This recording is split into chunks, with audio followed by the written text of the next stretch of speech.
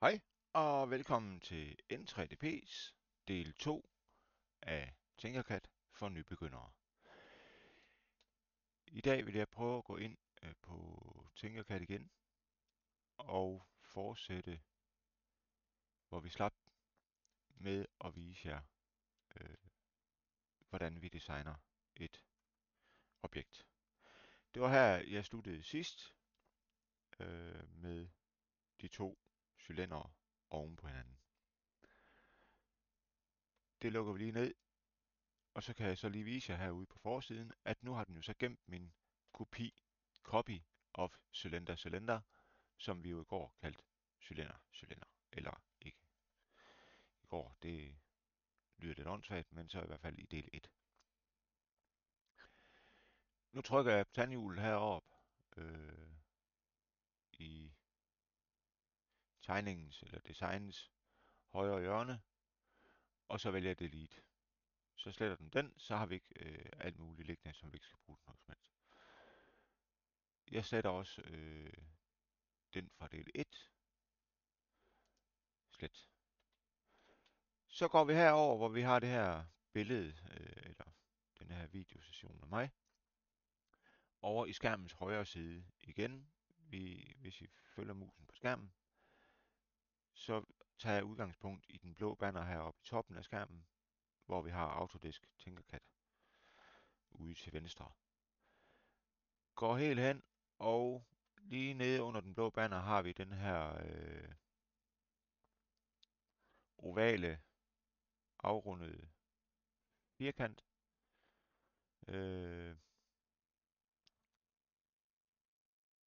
Plus Create, altså kreere et nyt design. Den trykker jeg på og vælger 3D-design. Så får jeg min workplane, som jeg forklarede i del 1. Igen tager jeg lige herover i skærmens højre side, lige ned under topbanneren, min vinkellineal og holder venstre mus-tast nede, mens jeg trækker den her ned i hjørnet, nederste venstre hjørne, for at have mit nulpunkt. Nu har vi et nulpunkt, og det vil sige, at nu målsætter jeg igen. Nu vil jeg egentlig lave, her i del 2, vil jeg bare lige lave en simpel nøglering, for at vise jer lidt om, hvordan man kan bygge et 3D-design. Så jeg vælger at tage og gå over i, når vi tager noget, så går vi over i skærmens højre side under de her basic shapes, altså basiselementerne. Herover, jeg ved godt, den video deroppe, den ligger lidt åndssvag på det her, men det kan jeg så ikke lige ændre på. Men herover har vi vores basic shapes over i skærmens højre side. Og jeg vælger lige at trykke på luppen og tage en, så får jeg søgefeltet frem, og så skriver jeg HIGH, res, jeg skriver bare RES, så får jeg de emner frem, som jeg fortalte i del 1, højresolutions elementerne. Og der vælger jeg min blå cylinder, trykker jeg på og trækker ind på skrivebordet og kører musen hen, hvor jeg gerne vil have den placeret. Jeg vil bare gerne lige have den her. Når det nu er en nøglering, så skal den jo ikke være ret tyk. Det er der ingen grund til. Så jeg ændrer højden først, og det er herude i objektets højre side. Prosit, undskyld. Og siger, at den skal være 2 mm. Så jeg skriver 2, og så enter. Så har jeg et objekt her. En rund cylinder, der er 2 mm og 20 x 20. 20 x 20, det er 2 cm til en nøglering. Vi kan godt sige 30 x 30, så vi ændrer herude på dybden, altså y-aksen, og så ændrer vi også lige x-aksen, sådan at den bliver helt rund. Og hvis ikke vi gør noget, altså hvis ikke vi trykker enter derinde, og vi har trykket et nyt tal, så ændrer den det også selv, men den står stadigvæk og blinker derinde. Så trykker vi bare lige udenfor, og så er den også de 30. Nu har jeg den her, og jeg vil gerne lave en oval nøglering. Så jeg skal bruge 2 af dem her, og det skal jeg nok forklare eller vise, hvorfor bagefter. Når jeg nu gerne vil have et objekt, der ligner det her, så er jeg fri for at tegne det igen. Jeg kan gå op i toppen af skærmen, lige nede under Tinkercad, der har vi også nogle værktøjer nu. Vi har noget, der hedder Copy, vi har noget, der hedder Paste, vi har noget, der hedder Duplicate and Repeat, og vi har en skraldespand, altså Delete. Og så har vi en fortryd-knap. Undo. For dem, som ikke kender det, så skal jeg nok oversætte, hvad knapperne betyder. Copy, det er kopiere. Paste, det er indsæt. Og duplicate og repeat, det er at duplikere den og indsætte, altså gentage den. Den laver vi, så kunne man se på skærmen, at det blinker, men vi kan ikke se, at vi har to emner. Det er fordi, de ligger lige over hinanden, fordi vi valgte at duplikere og gentage. Så trykker vi på emnet, kan vi trække de to fra hinanden. Nu har vi to her. Det var de to. Nu trykker jeg på mit workplane, altså mit tegnebræt, og så går jeg bare ud i Basic Shapes. Det vil sige, for at komme tilbage til de oprindelige Basic Shapes herude i skærmens højre side, så over i loopen, hvor jeg skrev High Res, der er der hen til højre et kryds, ligesom når vi lukker et browservindue ned. Den trykker jeg på, så kommer jeg tilbage til oprindelsesstedet. Og det er den her med de her Basic Shapes. Der har jeg op i Basic Shapes øverste række, ude til højre, en rød boks. Den trykker jeg på og slipper musknappen igen, trækker boksen herned og placerer den på mit arbejdsbord. Nu valgte jeg, at cylinderne skulle være 2 mm, så skal boksen også være 2 mm. Trykker på den, skriver 2 og trykker uden for feltet. Så er den 2 mm. Jeg valgte, at diameteren på cylinderne skulle være 30, så den her den skal også være 30 dyb. Sådan. Nu er det jo en nøglering, hvor jeg gerne vil skrive noget på. Så derfor skal den være længere, altså det skal være en rektangel. Og jeg vil gerne have den med rundede hjørner, så det skal jeg have placeret bagefter. Og det er det, der kommer i at lave et 3D-design. Derfor vil jeg gerne have den her, den er, vi siger 60 mm bred. Sådan. Trykker ud på papir, så der ikke er nogen af emnerne, der er markeret. Nu vil jeg gerne, for at være helt sikker på, at de kommer til at ligge ind i hinanden, men lige, altså med målsætningen 0 og 30 i den størrelse, jeg har valgt, 100% over for hinanden, sådan at man kan printe det, og det bliver med lige kanter, og ikke noget med, at der kommer et hak. Så jeg tager det her, jeg træder min første cirkel, og trykker, og så skriver jeg 0 herude på y-aksens placeringsmål, og x-aksens placeringsmål bliver også 0. Det,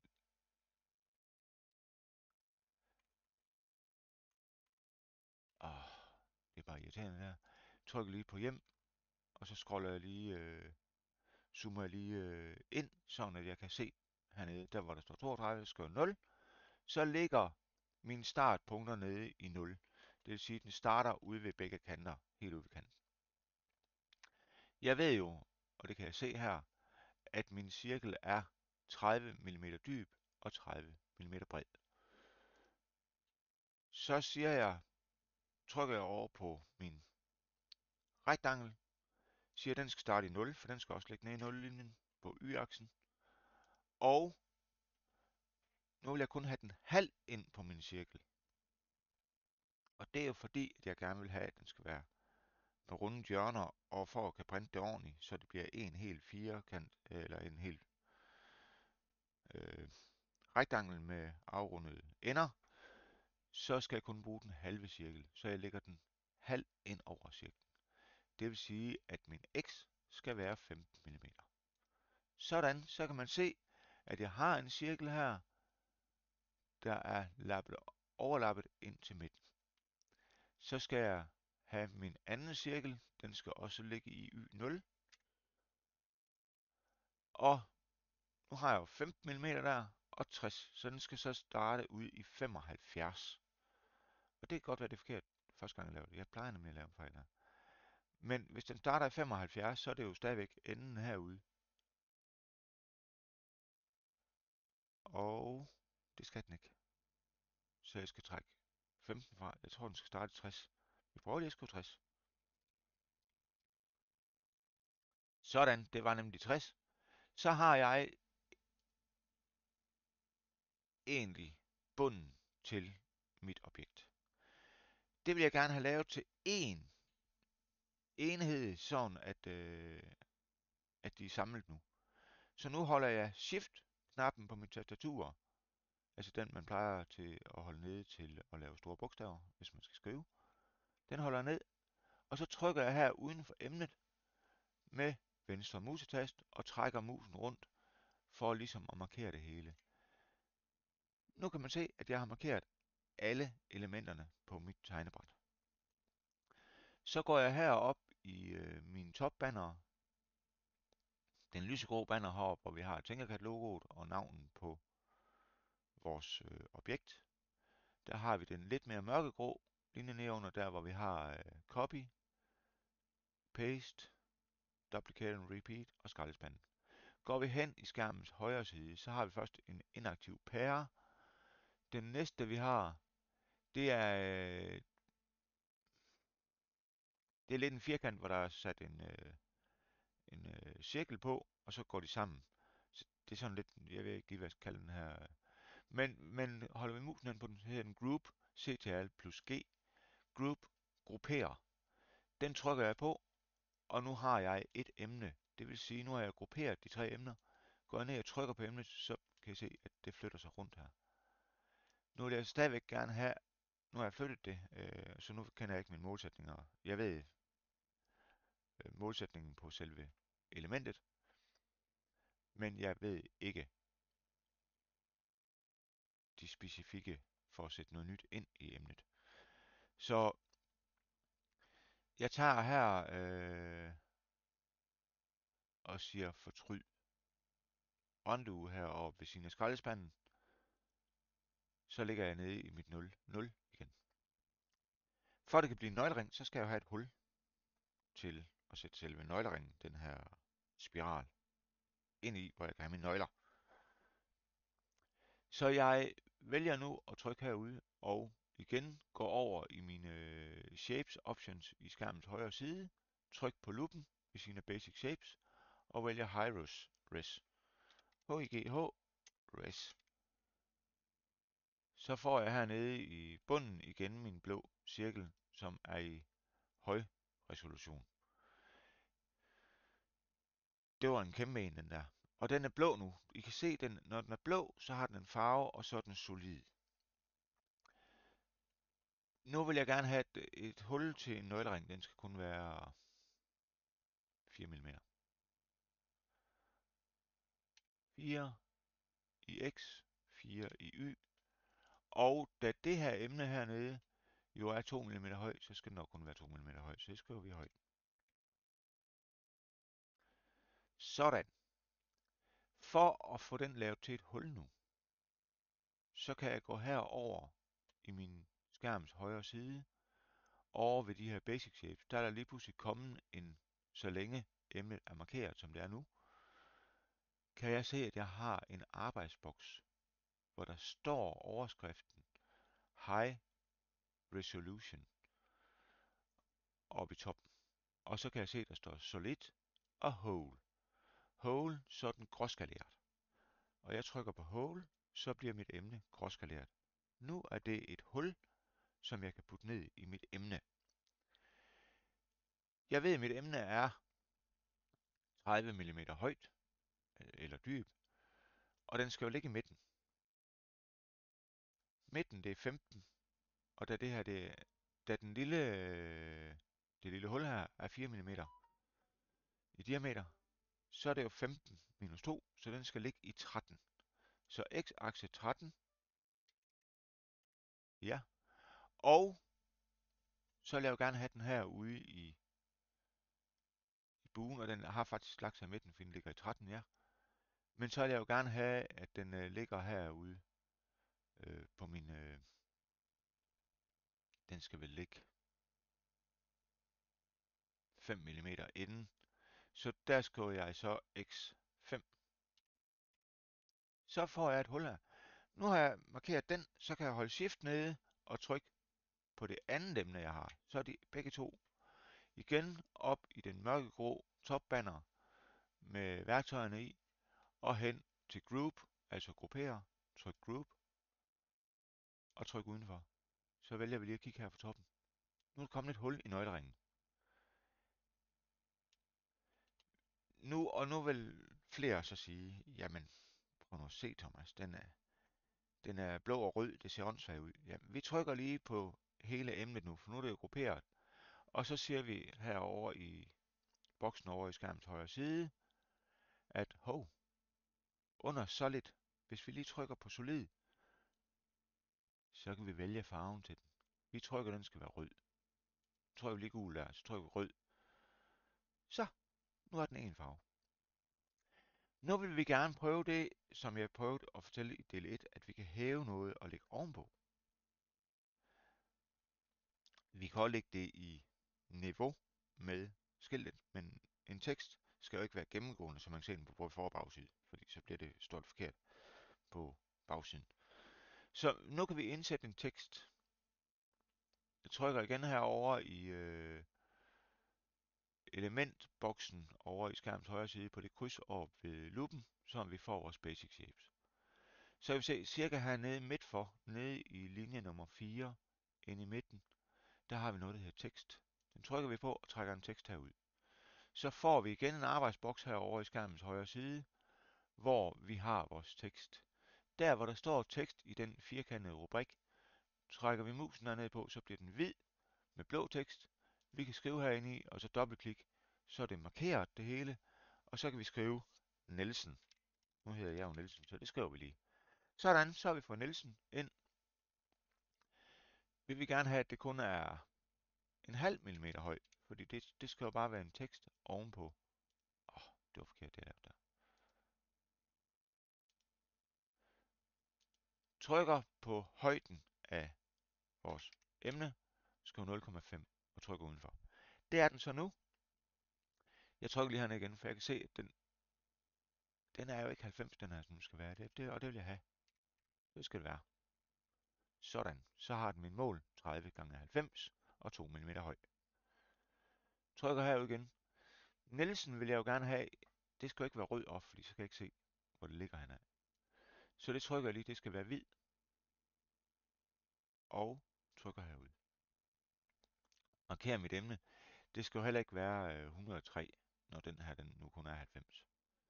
Så det skal være, og jeg er jo 5 mm inden der, det vil sige, at jeg har allerede, og så er den 4 mm hullet. Så jeg er jo næsten 10 mm inden, og der skal også lige være noget afstand. Så 10 mm fra 90, jeg siger, at den skal være 70.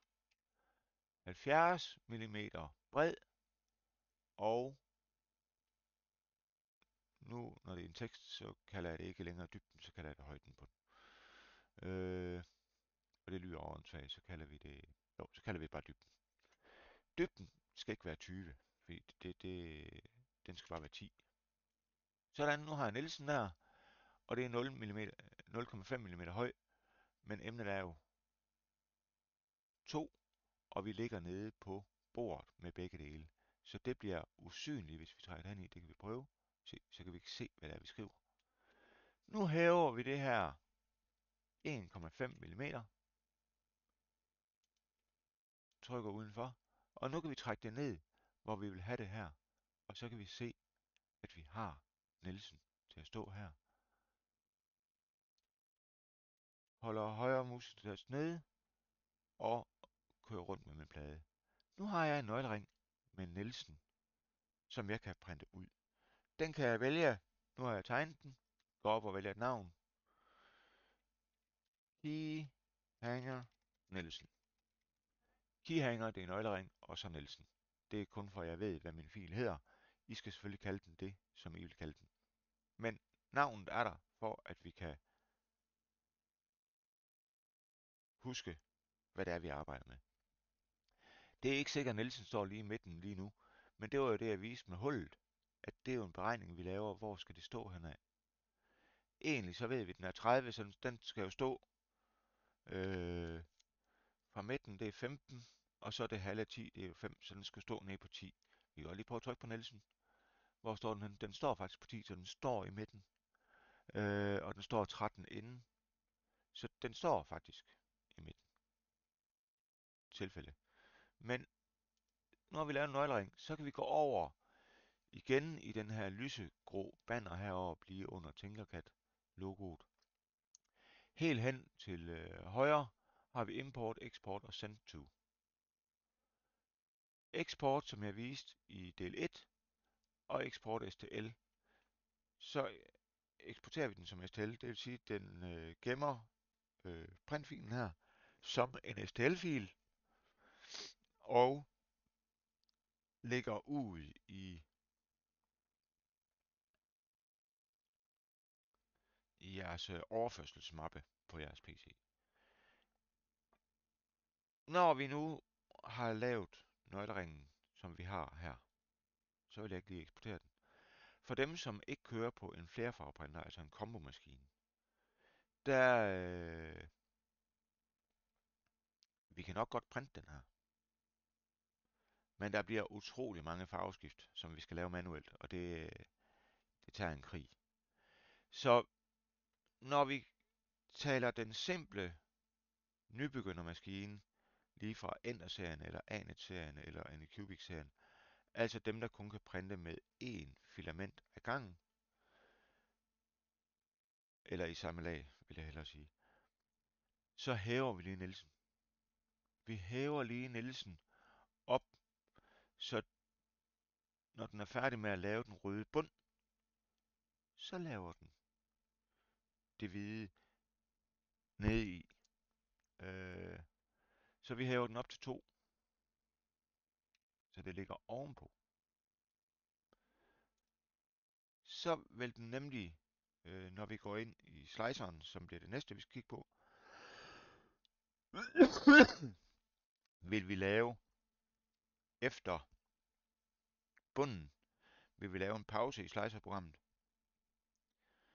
hvor printeren så vil stå og sige bit, bit, bit, bit, bit, bit, indtil man har lavet det, man gerne vil, og man siger, at den skal genoptage sit arbejde. Når den dytter efter os og holder pause, tager vi den røde filament væk fra vores printer og isætter den hvide, hvis det nu var de farver, vi valgte. Det er det, vi har her. Og så printer den Nielsen oven på det røde. Og så har vi nøgleringen.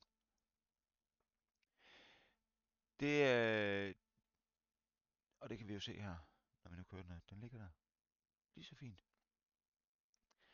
Det er egentlig en grundlæggende læring i at prøve at lave design med flere farver. Og det er der, det er blevet smart, at man har de her kombomaskiner som Bambolab og Anycubic 3 og Anycubic S1 og Crealities K2 Combo. Man kan også få K1'eren som combo, hvis man køber kit til. Men at vi kan få den til at skifte filamenterne automatisk og køre en anden farve i samme lag. Det er genialt, og man kan sige, at hvis det kun var sådan en nøglering her, vi skal lave, så kan man også sagtens lave farveskiftet på en Ender 3 eller en anden af de enkeltfarvet maskiner. Fordi at så vil den lave det hvide, og så vil den igen sige en pause, og så skal vi, og det gør man inde i sliceren ved at vælge et filamentskift i stedet for en pause. Det kan godt lade sig gøre, men det tager lang tid. Og det er ikke sikkert, at vi har den tid. Så der vil jeg anbefale, at man laver en nøglering sådan her på en Ender. Eller en anden ting. Det her det er bare for at vise jer lidt, hvordan vi arbejder i Tinkercad. Men nu har vi skabt et design, og vi trykker igen her. Jeg viste jer, at man kan eksportere den som en STL. Det kan vi godt lige gøre. Så har jeg den derude til, når jeg skal lave den næste video. Vi eksporterer, så står den hernede i bunden i skærmens venstre nederste hjørne. Preparing model for eksport. Nu er den ved at forberede, altså nu er den ved at omskrive det her design til en STL-fil, så vi kan printe den. Den så godt nok og tænker længe den her gang. Det gider jeg ikke at have. Går lige op og prøver at sige resume. Og siger export STL. Preparing. Og nu har den gjort det. Nu kan I se, nu kommer der herop i min skærms øverste højre hjørne. Under downloads, Keyhanger Nielsen STL. Bang! Trykker jeg på den her. Kommer ind i min overførselsmappe. Og har min fil her. Den står så med et logo til det slicerprogram, vi har valgt at bruge. Jeg bruger normalvis Super Slicer, hvis det er til endermaskiner. Eller Prusa Slicer gør jeg også nogle gange, fordi jeg har en Prusa Mini. Og ellers så bruger jeg Bamboo Studio, når vi er over i Bamboo-maskinerne. Men man kan faktisk også bruge Bamboo Studio til mange andre maskiner. Sikkert også til Ender 3'eren. Det har jeg så ikke prøvet, men det er jeg næsten sikker på, man kan. Men nu har vi lavet en nøglering, og det var det, vi skulle. Så det var slut på del 2 af Tinkercad for nybegyndere. Moines!